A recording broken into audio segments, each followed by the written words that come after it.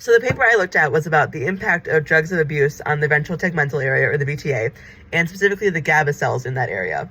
So the VTA is a key part of our reward and incentive system, and a lot of work has been done in the VTA on like addiction and dependence.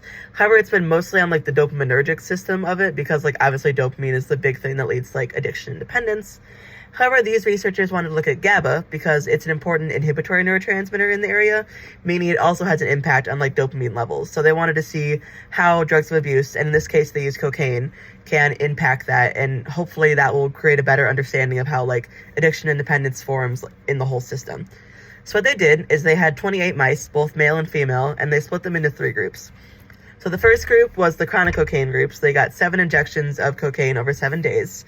The second group was the acute group. They just got 1 initial injection.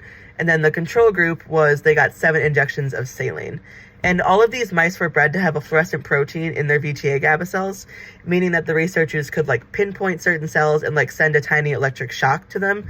And the goal was to see if it would induce an LTD, or long-term depression.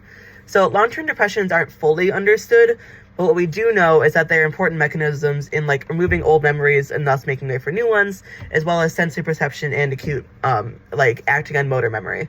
So in the saline group, as expected, these LTDs did occur, but in the acute and chronic cocaine groups, this did not happen, which that is exactly what happens in dopaminergic cells in the VTA as well. And it's what leads to like the symptoms of addiction, as well as like how the dependence actually forms.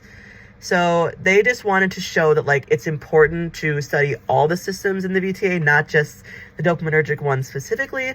And the goal is that this research kind of brings to light that looking at all of these systems will allow us to provide better treatments, as well as a better understanding of how addiction and dependence works.